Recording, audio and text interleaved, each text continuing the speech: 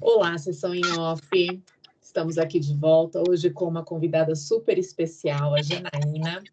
Mas antes de apresentá-la, eu quero começar lendo um texto para deixar aí um gostinho do que vamos falar hoje.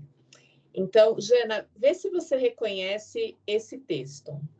Só vive o luto quem teve o privilégio de conhecer o amor.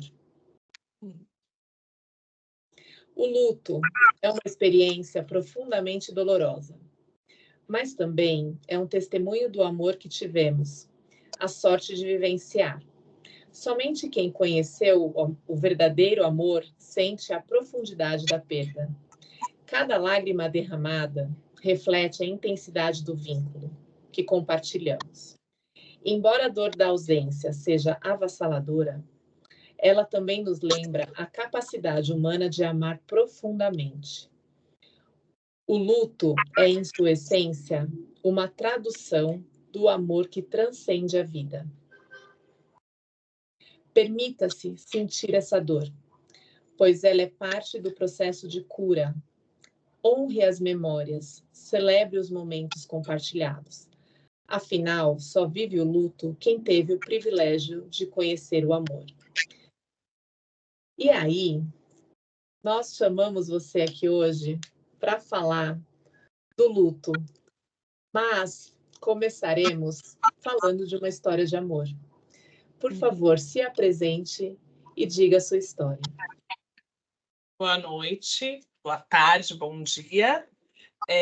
Eu sou Janaína Mello, tenho 43 anos, sou paulista, mas moro na Bahia, vai fazer 2 anos. E eu sou viúva de Pedro, que foi meu companheiro por 11 anos. E o meu luto, ele é avassalador, mas ao mesmo tempo tem sido um processo de aprendizado, de reencontro, né? Um reencontro comigo mesmo. Então, fazia 5 meses que a gente morava aqui na Bahia, quando Pedro, numa manhã de segunda-feira, sofreu um infarto. E, a princípio, eu achava que tinha sido um infarto fulminante, né? Mas hoje em dia eu percebo que não, porque ele não infartou e morreu, né? Assim, não passou mal e caiu e morreu. Ele ficou num processo ali de umas 2 horas, mas que eu acho que nem ele, e aí nunca saberemos, né? Porque ele se foi.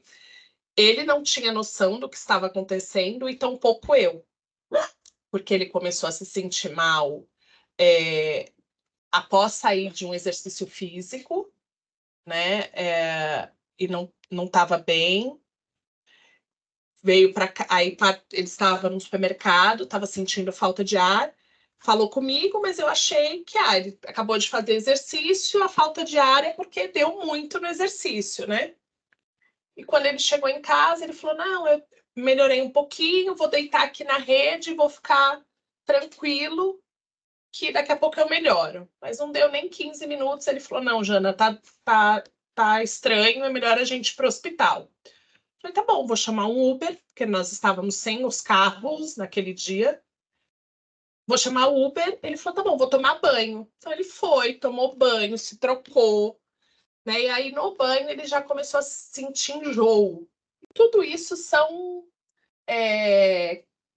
sintomas do infarto, né? E que eu não sabia, não tinha ideia. Nunca tinha vivenciado, a morte nunca tinha estado tão perto. E aí ele tomou banho, né? E o Uber chegou, a gente entrou no carro, ele saiu de casa caminhando, a gente entrou no carro e seguiu para o hospital. Nesse trajeto, ele foi muito sereno, muito tranquilo. Em nenhum momento ele falou: tá doendo muito, corre, vai rápido que eu tô passando muito mal. Ele foi tranquilo. E eu também tava, porque eu falei, se ele não tá manifestando nada, tá controlado o negócio, né? E faltando, sei lá, uns 5, 8 minutos para chegar no hospital, ele deu um suspiro e morreu, né? E aí eu percebi na hora que ele tinha parado, porque ele ficou roxo, lábio roxo, né? Eu procurava pulso no pescoço, no pulso, e não encontrava batimento. Mas veja, eu sou uma mulher de 1,78 m, ele tinha 1,97 m, os dois no banco de trás de um carro pequeno. Não tive nem pensamento ou ação de fazer uma massagem cardíaca, nada. Quando a gente chegou no hospital, 5, 8 minutos depois, eu tinha certeza que ele seria reanimado. Eu falei, pô, chegamos no hospital, graças a Deus. Daqui a pouco tá tudo bem. E aí eu não me lembro de como tiraram ele do carro. Sim, foram momentos que ficaram muito nebulosos na minha memória, né? Do que tinha acontecido. E eu sei que, sei lá, 15 minutos depois, a assistente social já veio ficar comigo, e neste momento eu falei, ixi, acho que não vai dar coisa boa aqui, né? E eu estava sozinha na Bahia. A decisão de vir para a Bahia foi uma decisão do casal, né? E a gente não tem ninguém aqui. Foi uma decisão mesmo porque a gente queria ter uma qualidade de vida melhor, viver mais perto da praia, né? Ter uma vida mais solar, visto que São Paulo a gente tem esse tempo muito instável, né? Que no mesmo dia faz todas as estações do ano. Então foi uma decisão que a gente tomou enquanto casal, enquanto família, e a gente não tinha ninguém aqui, né? Então, já no primeiro momento, quando a assistente chegou para ficar comigo, ela falou: quem você pode chamar para te acompanhar? E eu falei: não tem quem eu chamar. E aí já foi a primeira grande, né? Poxa, se esse homem se for, eu tô só, né? Eu tô sozinha.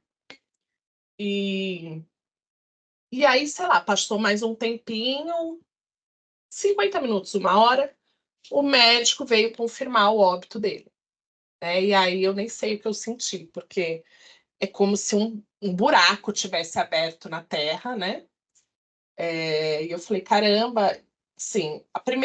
As 2 primeiras coisas que eu pensei foi como é que eu vou falar para minha filha, que tinha 5 anos na época, hoje tem 6, né? Que o pai dela saiu de casa caminhando e não vai voltar. E como eu vou falar para minha enteada, que mora em Brasília e que viria nos visitar 2 dias depois, que o pai dela não vai estar aqui para recebê-la. E aí eu entrei meio que num modo operacional, né? Eu preciso ser resolutiva, avisar pessoas, então tinha que avisar minhas cunhadas, os meus pais, né? A minha mãe já estava mais ou menos sabendo, assim, porque quando ele chegou passando mal, eu troquei mensagem com ela. E quando eu cheguei no hospital com ele parado, eu falei, reza, porque o Pedro parou, né? Então ela já estava meio que sabendo. E aí entrei nesse modo. O que eu preciso resolver? Tem que ir, né, na delegacia, porque ele morreu a caminho do hospital. E eu entrei em contato com coisas, né, práticas que eu nunca imaginei que pudessem existir. Né? Assim, tem que ir na delegacia para falar sobre essa morte, né? Aí contata a funerária, enfim. Entrei no modo mesmo, operando para contornar aquela situação, né? Contornar o mínimo que eu conseguiria. E aí ocorreram coisas inusitadas, né, nesse processo. Eu pude me despedir dele, né? O médico falou se eu queria entrar, me despedir, entrei, me despedi. Isso é uma coisa muito ruim da morte súbita, porque não que a dor seja diferente quando uma pessoa morre por uma doença, mas eu acho que o preparo de quem fica né? É diferente quando você sabe, pô, a pessoa tá com câncer e tá no estágio muito avançado, você vai se preparando para aquele momento, mesmo eu achando que não tem preparação, né? Mas você vai. Agora, quando a vida é tomada assim, pô, a pessoa tá bem, e daí 2 horas não tá mais, ficou muita coisa por falar, por dizer, né? Uma despedida, enfim. Mas aí eu entrei na sala lá, me despedi dele, agradeci por todos os anos que a gente passou junto, por tudo que ele me deu, pela filha maravilhosa e tal. E aí saí da sala e lá pensando o que eu ia fazer, eu me lembrei que o celular dele só desbloqueava com a digital. Aí pedi para entrar de novo na sala, ele já estava fechado no saco preto, né? E aí abre saco, tira a mão, põe a digital, né? E eu vivi aí esse primeiro momento do luto nesse modo, assim, o que eu vou precisar resolver? E eu tinha muito medo de entrar nesse modo e de permanecer nesse modo, porque eu sei que é muito fácil fugir do luto desta forma, né?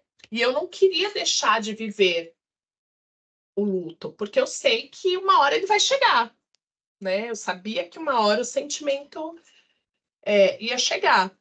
Então eu não queria negligenciar a dor, mas também sabia que tinha muitas coisas para serem feitas, né? E aí foi assim que a minha história com a morte se deu, né?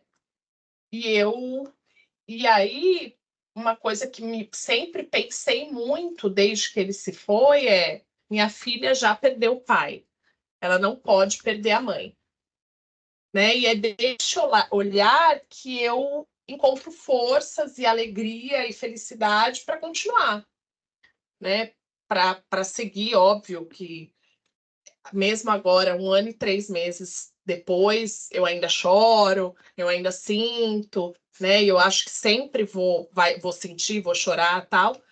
Mas eu sempre acho que quando você diz sobre o meu olhar para o luto é por causa disso, porque eu olho com gratidão pelos anos que eu pude aproveitar do lado dele e com o sentimento de que eu tenho que continuar também por tudo que a gente viveu e porque a gente construiu, pela filha que a gente tem, né? Então é assim, rapidamente é isso aí.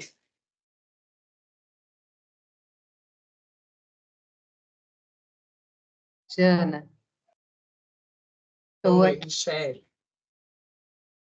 tocada com cada detalhe. Chocada. Tocada, né? Tocada com cada Tocada. tocada com cada detalhe que você trouxe. Essa riqueza, essa forma de você não obscurecer nada. Eu me senti praticamente dentro da sala do corredor do hospital com você. Eu me senti lá.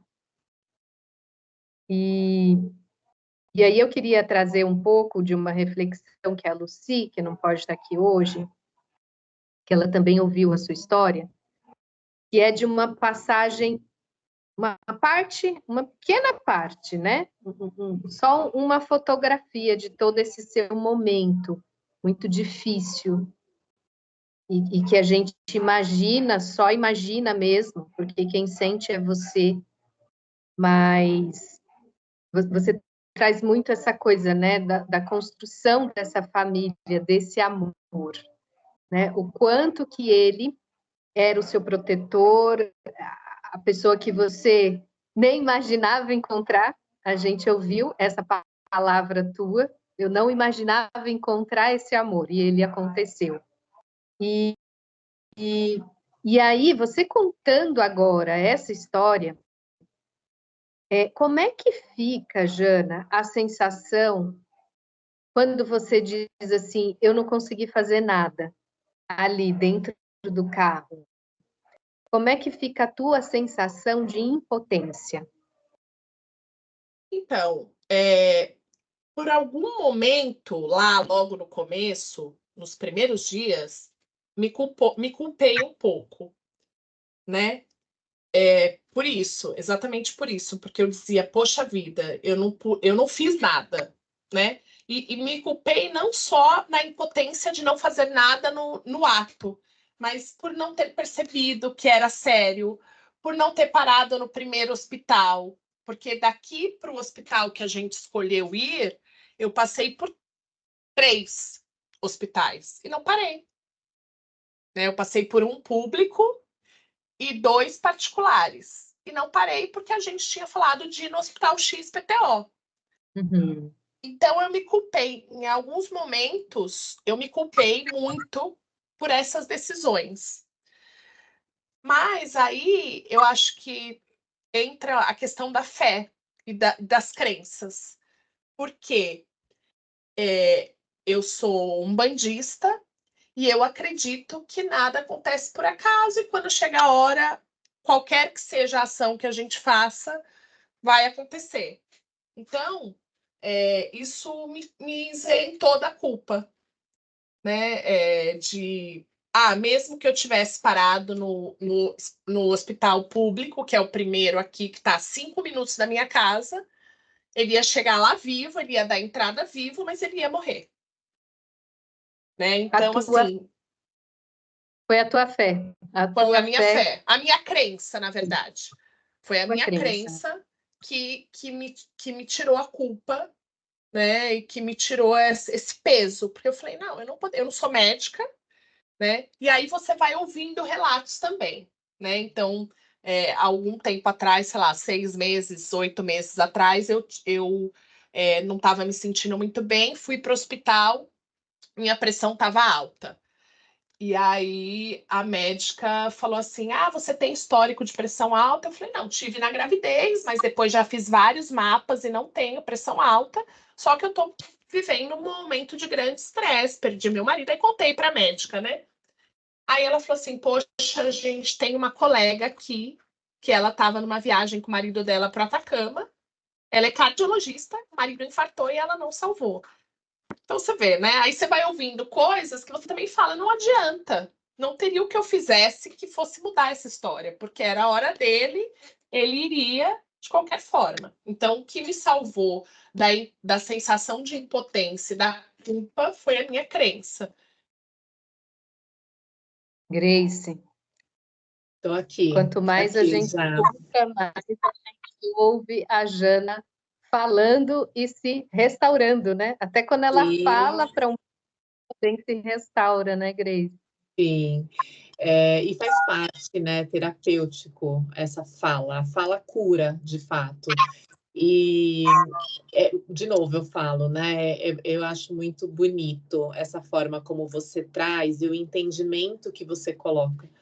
E muitas pessoas que estão passando pelo mesmo processo não conseguem, né? Ou tá ali parado em uma das fases, né? E aí depois a gente vai falar um pouquinho mais desses conteúdos que você constrói em torno da temática do luto. Mas eu também quero trazer uma visão da Andrea. Então, assim, como a gente diz nesse quadro, você em off, a ideia é que a gente consiga colocar um olhar a partir daqui, né, de uma análise do recorte que você compartilha com a gente. E aí a gente olhou, o cuidado da Andrea foi trazer a fala do trauma em si, né, de você passar por tudo isso, que não deixa de ser um abandono, de certa forma, porque um dia você tinha um porto seguro e no outro dia você não tinha mais. Então, vem também isso dentro da gente, né? Então, questões que eu vou ter que lidar a partir de agora. Então, uma maternidade que até então era compartilhada, como a paternidade passa a ser uma maternidade solo, uma construção de novos vínculos numa cidade que a gente não tem ninguém. Então, ela trouxe esse cuidado e a forma, as circunstâncias que você enfrentou, né? Então tem ali a morte, a falar da morte para os filhos, assumir a empresa, né? Que aqui você não trouxe esse detalhe. Depois eu vou até pedir para você, se você quiser, contar um pouco dessa história que você viveu com o Pedro, né? Então foram 11 anos de relacionamento, uma construção de uma vida juntos, né? Então, vocês construíram um negócio, uma família, tomaram decisões em conjuntos e de uma hora para outra, como você disse, isso foi tomado de você e você se vê sozinha numa cidade onde você não conhecia ninguém, tendo que lidar com a sua dor e a dor de uma família, de amigos, que você ali naquele momento era porta-voz para fazer isso. E ela coloca assim, dentro das fases do luto, que nós temos manifestações comuns e não linear, né? Você mesmo fala isso, então a gente lê muito sobre as fases do luto, quais são, mas elas não acontecem seguidinhas, né? Tem nuances, tem idas e vindas, tem uma hora que você acha que passou por aquilo e volta naquela raiva, naquela tristeza, então não é linear. E são diversas emoções, sensações físicas, e aí você também fala um pouco disso, dos efeitos desse luto no corpo. Temos visitas, ela sempre passa nos meus vídeos aqui. Então, você, como eu estava dizendo, você traz isso, né? Então, o quanto que você sentiu isso. Então, agora você acabou de citar um episódio, nunca tive problema de pressão e me vi ali tendo problemas de pressão. Os pensamentos, os comportamentos pertinentes do luto e que você vivenciou e precisou, hoje você, ao expor, você, de certa forma, se dá a oportunidade de falar do assunto, de curar isso em você, e também dá oportunidade aos outros, né, as outras pessoas que te escutam, que te cercam, também de ter esse entendimento, né, a partir desse seu olhar, desse entendimento que você coloca na sua história. E aí ela lembrou Freud, que ele fala que a cura vem pela fala, né, eu até citei, fiz questão de trazer isso, para sempre ficar aí na sua memória, que falar sim é terapêutico, ele tem um papel fundamental. E você faz muito bem isso quando você coloca isso para o mundo numa rede social. Ela te deixou uma pergunta, ela falou assim, eu queria perguntar para ela como você se sente quando você fala.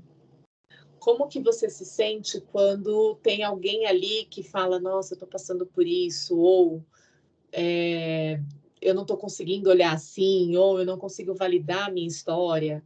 Como é que você se sente quando você fala isso através da sua dor, da sua história, mas que também o que você deixa para as pessoas, né? Tem muita coisa na sua página que depois a gente vai marcar aqui para as pessoas acessarem esse conteúdo que é riquíssimo, mas a gente quer saber do sentimento.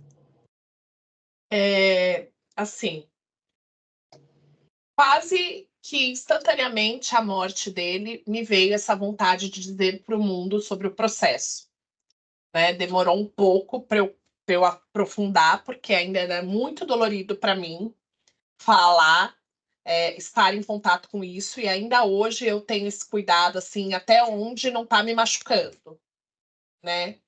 Então, por isso que eu demorei um pouco para colocar em prática algo que me veio. E num primeiro momento eu queria muito falar para a viúva mesmo, para a mulher que perdeu esse porto seguro, esse companheiro, né?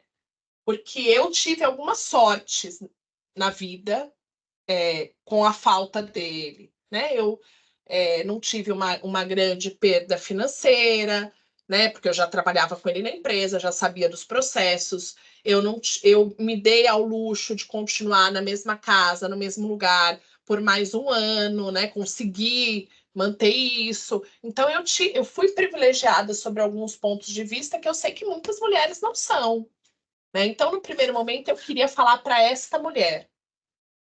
Mas aí eu percebi que as pessoas não falam sobre morte, né? Na verdade, eu já tinha percebido isso quando, num momento da minha vida profissional, eu decidi vender seguro de vida, né? E aí eu percebi que as pessoas não querem nem falar sobre a possibilidade de morrer.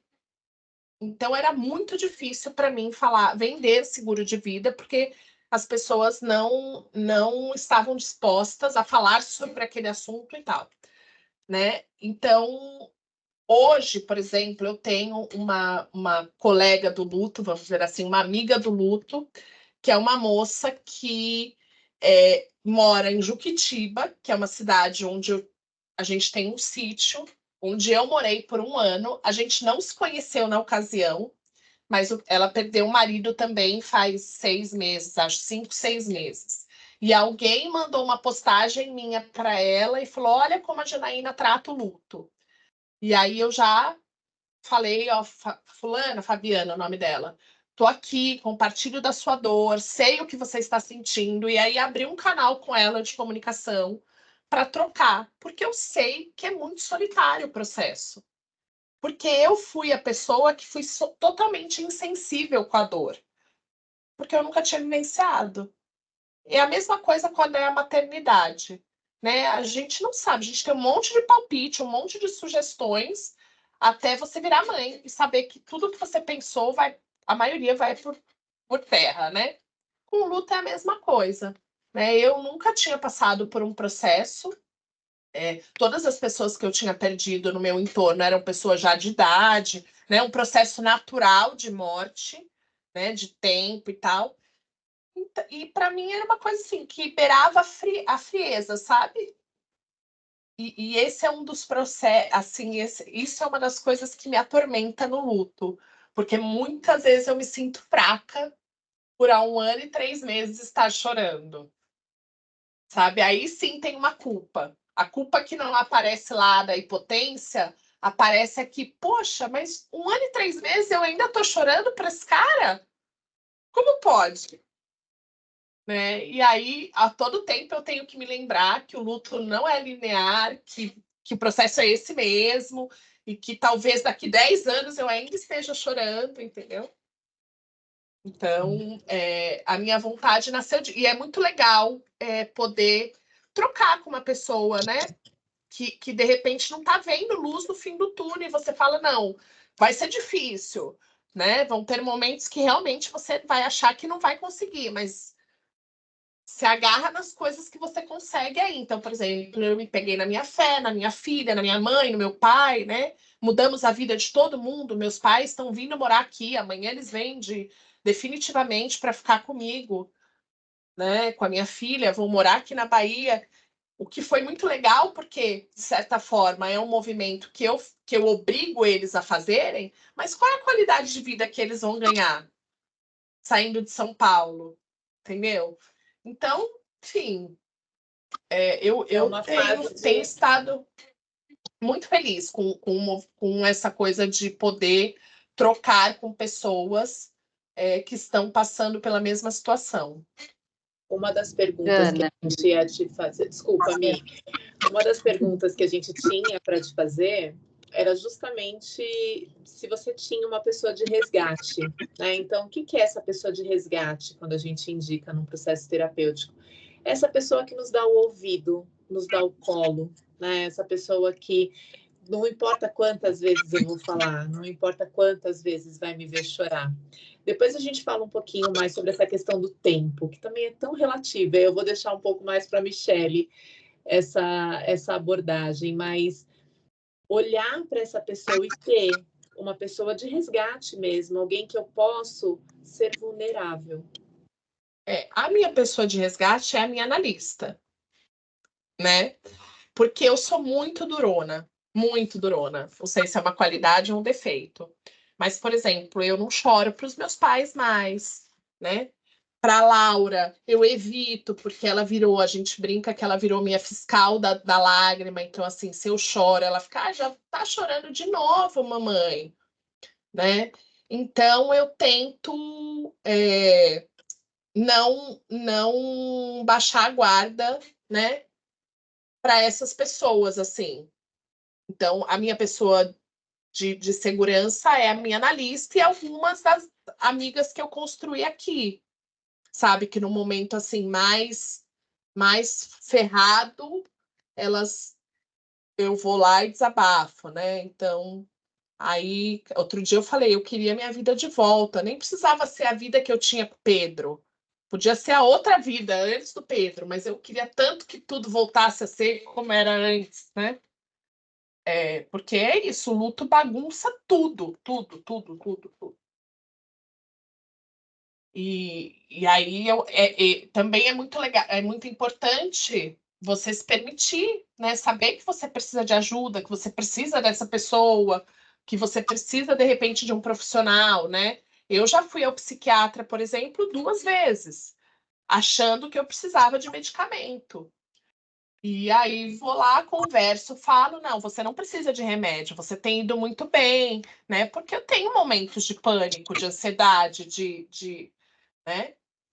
Que a pressão sobe, que eu acho que eu tô morrendo, que eu falo, não posso, virei meio neurótica, assim, com questão de saúde, de doença, porque, tipo, contato de emergência da minha filha sou eu agora só, né? Tenho os meus pais, é óbvio, mas já são velhinhos também, né? Já estão numa idade, enfim, são muitas camadas que o luto atinge, sabe? Ô, Jana, você já respondeu, né, a próxima pergunta, que seria sobre o que faz você não sucumbir. Então, ao longo da sua narrativa, a gente vai vendo quais são os seus alicerces. Mas antes de você ter eles, o que me chama a atenção é o como que você se percebe, como diria Nise da Silveira, né? Diante do abismo eu ando pelas beiras. Você sabe quando você está beirando o abismo. Sim, sim. Você sente isso, Jana. Você vê os sinais no seu corpo. Exato. Então, o quanto que acho que isso é a sua grande pessoa, é o que está grudado com você, é o que é pele com pele sua. É você perceber a sua inteireza, né? O que é de você. E que só quem sabe é a pele que te habita, é você. Você está dentro desse seu corpo.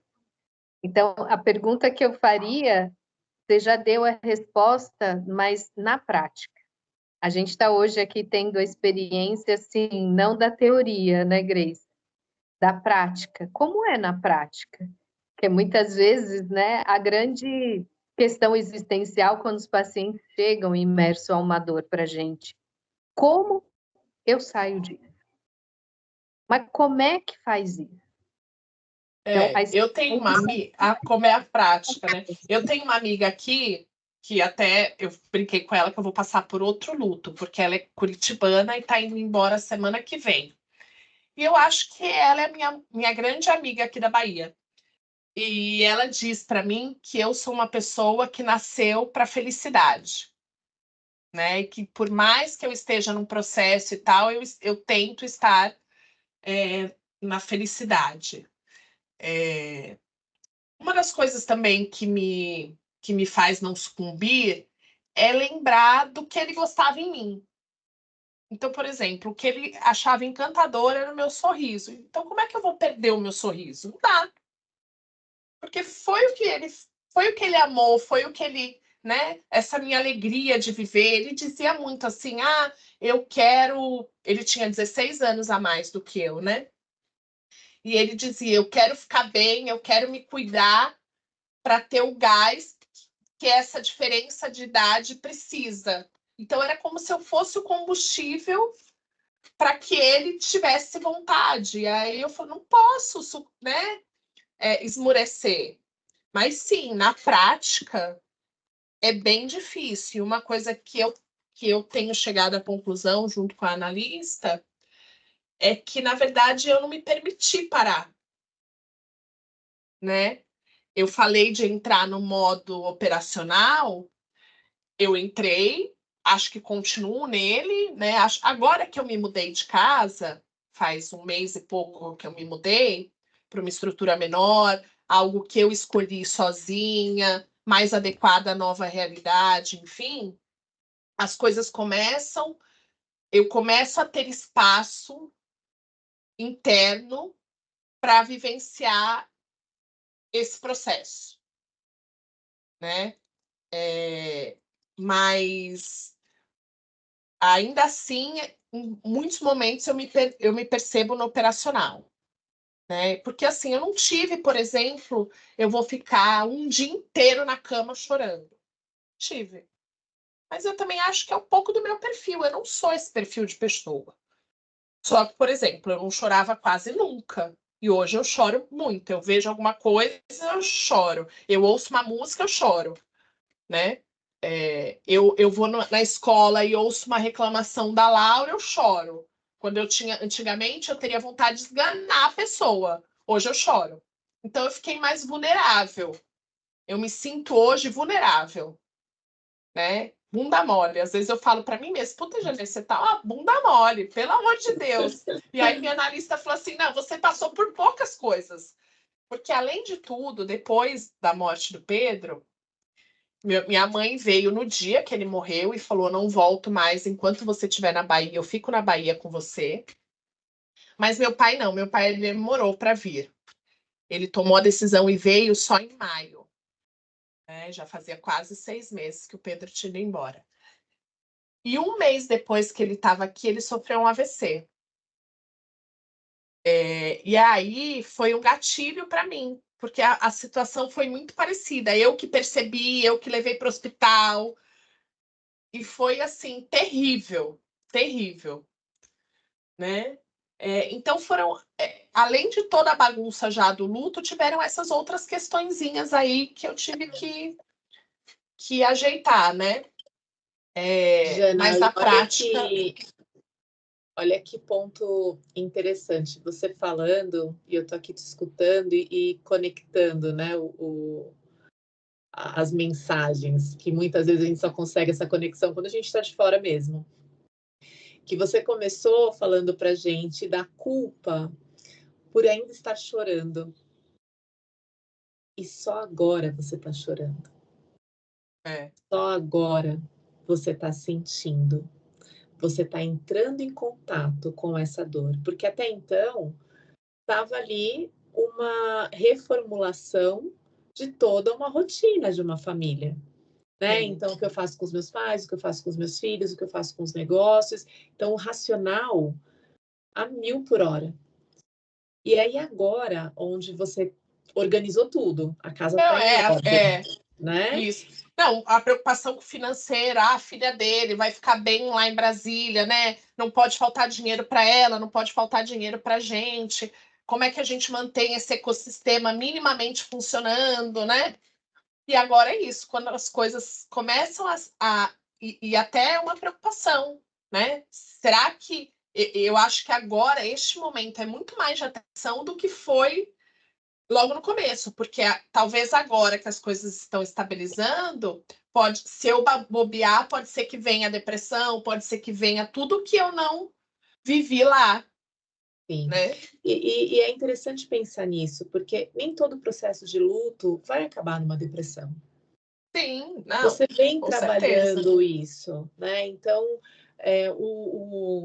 talvez a mensagem que eu te deixo aqui nessa conversa que foi riquíssima é você se acolher e olhar para esse momento de uma forma que agora é o seu momento. E não pelo Exato. tempo que isso tem que durar, mas pelo seu momento, pelo seu tempo, pelo tempo de você acessar o que não foi possível até agora.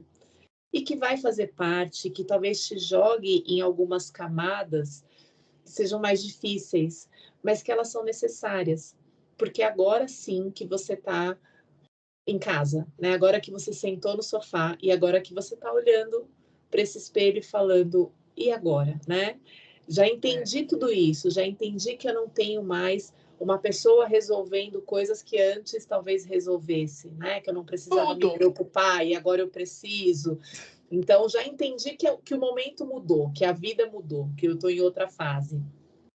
Só que em meio a tudo isso tem uma dor que você não conseguiu até agora dar um lugarzinho para ela. Sim. Então, talvez seja esse momento que precisa de um acolhimento e não dessa preocupação com o prazo, quem vai me ver chorar, né? Acho que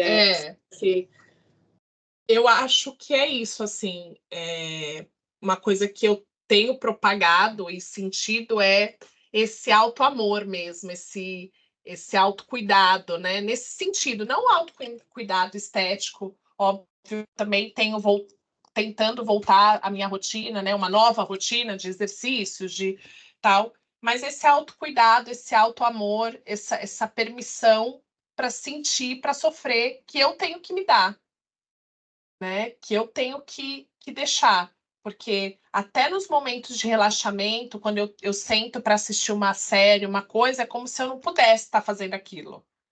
Eu não pudesse estar parada sem estar resolvendo nada, sabe? Então, realmente eu estou neste momento agora de me permitir e cuidar de mim, né? Já que é isso, que todo o resto já está meio que arrumado. Sim, já deu conta de muita coisa, não é mesmo, Michele? Demais. Jana, a gente quer encerrar a sessão em off agradecendo muitíssimo a sua presença. Parece que a sua história até requer isso, né? Você é uma mulher de presença. Obrigada. Eu que agradeço. As pessoas param para te ouvir. Você nem precisa pedir. A gente está aqui porque a gente quer, porque a gente sente vontade de te ouvir. E essa análise hoje do você em off, que o Sessão deixa aqui para você, eu vou tentar resumir, tá? O que Tá chegou bom. aqui para a gente da Jana. A incerteza da vida que o luto colocou no seu colo, Jana, fez você ter a certeza de você querer viver. Verdade. Tu aceitou viver de verdade, sob um pilar de muita resiliência. Viver para além da tua dor, não sucumbindo ao sofrimento que poderia te paralisar. Quando você trouxe um pouco do seu amor, você conseguiu ali falar todas as características dele. E hoje, a grande que eu vejo em você, Jana, é a esperança. É inspirador ouvir tua história. Muito obrigada. Obrigada a vocês. Que a gente possa propagar isso. Que embora doa muito, o amor tem que prevalecer. Sim. Obrigada. Muito obrigada, Jana. Obrigada, meninas. Obrigada Beijo. pela oportunidade. Muito obrigado. Obrigada. Tchau, tchau. Tchau.